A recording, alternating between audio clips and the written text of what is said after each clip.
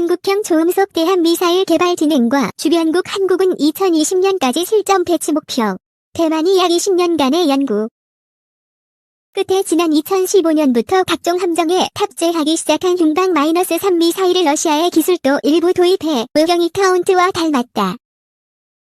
일본이 이르면 올해부터 생산 배치할 JSM-3 일본은 점점 강해지는 중국 함대를 견제하고 도서지역 분쟁에 대비해 자국산 초음속 대한 미사일과 미국산 암석 대한 미사일을 섞어 배치할 예정으로 알려졌다. 동아시아의 바다에서 초음속 대한 미사일 경쟁의 경랑이 일고 있다. 기존 운용국가인 러시아와 중국, 대만에 이어 일본이 2018년 말부터 생산을 시작할 예정이다. 우리나라는 오는 2020년 배치가 목표다. 군사기술 선진국인 미국이나 유럽이 아직은 생산에 나서지 않은 상황이어서 동아시아는 세계에서 유일하게 초음속 대함미사일이 자웅을 가르는 지역으로 변모할 것으로 전망된다. 물에 떨어진 잉크 방울이 번지듯 초음속 대함 미사일을 개발 운영하는 나라가 늘어날 가능성도 높다. 1순위 후보는 베트남, 인도가 지난 2006년 개발한 라모스 미사일을 도입해 중국 견제용으로 배치할 계획이다. 인도와 앙숙 관계인 파키스탄 중동과 걸프 해역에서 독자적 군사력 구축을 위해 방산 투자에 적극적인 이란도 음속을 넘는 대형 미사일 개발에 주력하고 있다. 파키스탄이나 이란이 북한과 군사기술 부문에서 협력한 전례가 많다는 점에서 북한이 도입할 날도 머지않은 것으로 보인다. 동아시아에서 점화한 초음속 대항 미사일 개발과 배치 경쟁이 남중국해 인도양 페르시아를 지나 다시금 급동으로 되돌아오는 모양새다. 관련 기술을 갖추었을 때 개발을 미뤄온 미국과 유럽이 경쟁에 합류하는 것도 시간 문제일 뿐이다. 전 세계가 초음속 대한 미사일 경쟁이라는 열전에 뛰어들고 있는 셈이다. 일본 에이스엔트리 양산시장. 움직임이 가장 활발한 나라는 일본. 이르면 2018년 말부터 양산에 들어간다. 2003년 사업에 착수한 이래 무려 15년 만이다. 긴 개발 기간과 시험 발사 15개를 거쳤다는 점을 감안하면 신뢰성을 확보한 것으로 평가된다. F-16 전투기의 확대판 격인 일본 국산 F의 전투기에 탑재될 레이스 제임스3 미사일은 최대 사정거리가 100km 수준으로 다소 짧은 편이나 최소한 음속 3배 이상의 속도와 정확성을 자랑한다. 일본은 짧은 사거리를 미국에 대한 미사일 도입으로 보완할 계획이다. 암석이지만 스텔스 기능과 1000km에 달하는 사거리 구도에 전자전 대응 능력과 정확도 파괴력을 지닌 미국의 최신 장거리 대함 미사일 도입이 예정돼 있다. 옛날에 이셈의 모태 격인 JSSM과 제중 공대지 미사일도 들여올 계획이다. 옛날에 셈으로 일본의 도서에 접근하는 침공군의 함대를 원거리에서 공격하고 근거리까지 진입한 함대에는 국산 초음속 대형 미사일인 ASM 수비로 요격하며 상륙할 경우에는 제중과 제중 이하로 경멸하겠다는 전략으로 해석된다. 약자의 무기에서 모두의 무기로. 일본의 에이스엔트리 개발과 배치로 다시금 확인된 명제가 있다. 초음속 대한 미사일은 상대적 약자의 선택이라는 것이다.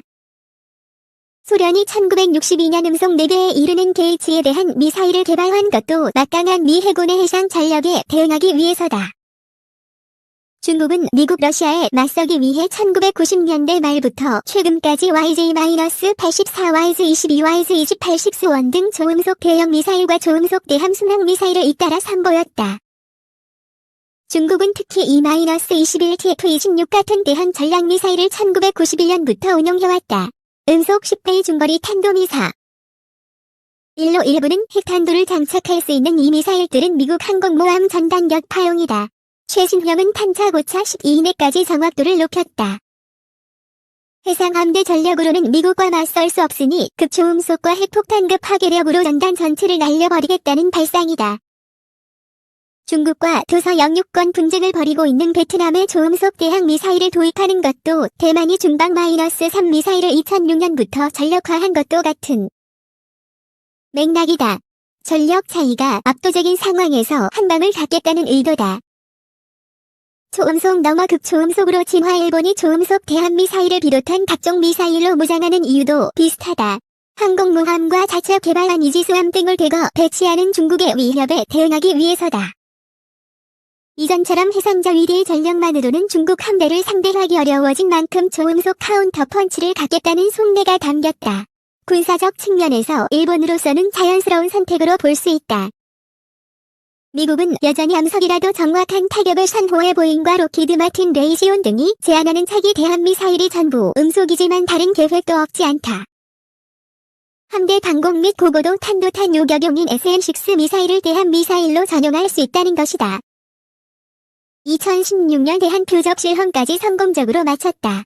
미국은 당장 필요하면 전용이 가능하고 언제든 초음속 대한미사일을 생산할 수 있는 기술력을 갖고 있다. 유럽도 최근 들어 여기에 눈을 돌렸다. 영국과 프랑스는 페르세우스라는 사거리 300km 음속의 5배인 극초음속 대한미사일을 공동 개발해 2030년까지 하푼 또는 백소스에 대한미사일을 교체할 계획이다. 극초음속 대한미사일은 이미 실용화 단계에 있다. 러시아는 음속의 5에서 6배인 지르콘 대한미사일의 속도를 음속 8배로 끌어올려 전력화에 들어갔다. 인도 역시 음속의 1.9배인 브라모스의 개발을 끝냈다. 일본이 배치할 헤이스팅스의 실제 속도가 음속의 3배가 아니라 5배라는 분석도 있다. 베일 속의 한국 초음속 대한미사일 2. 우리도 개발을 거의 마친 상태다. 러시아 기술을 2000년에 받아들여 2015년께 사실상 개발이 완료됐지만 소형화 요구가 추가돼 2017년에 비로소 개발을 마친 것으로 알려졌다. 다만 구체적인 성능은 여전히 베일에 쌓여있다. 사거리 300km 이상 속도는 음속세 배식경 534mm 정도라는 점이 알려졌을 뿐이다.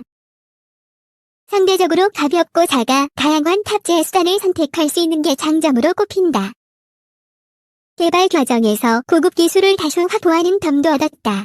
종합적인 성능이 북한 상대용 이상으로 뛰어난 것으로 알려졌으나 문제는 신뢰성. 오랫동안 시험 발사를 실시해온 일본과 대조적이다. 초음속 대한미사일 방어하려면 100km 2분이면 도달. 빨리 탐지해야 대응 가능. 이짓을 구축함 3번 막을 수 있지만 한국은 근접 방어체계 초기화물로 대응력 한정이 떨어져 개선시급. 초음속 대한미사일은 방어가 어렵다. 대응 시간이 짧기 때문이다. 음속 3배인 대한미사일이 100km 밖에서 발사된다면 조기 가속하는 데 걸리는 시간을 감안해도 2분 안에 도달한다. 우선 얼마나 빠르게 탐지할 수 있는지가 관건이다. 강력한 레이더를 갖춘 이지스함이 한 척이라도 있는 함대는 탐지에 훨씬 유리하다. 이론적으로 이지스 구축함의 경우 3번 대응할 기회가 있다. 먼저 종류에 따라 74에서 167km의 사거리를 갖춘 샘투로 대응하고 그래도 안 되면 9km 앞까지 닥쳤을 때 낸 미사일을 쏠 수 있다. 마지막 3km 전방에서는 30mm 기관 포인 골키퍼 근접 방어 무기 체계가 작동한다. 국내 기술로 개발한 해공 미사일이 2018년 안에 배치될 경우 세종대왕급 이지스함 자체에 탑재된 다른 함정에 탑재했던 함대 방공이 동원될 수 있다. 사거리는 약 20km 중간에 탄막이 한 번 더 형성되는 셈이다.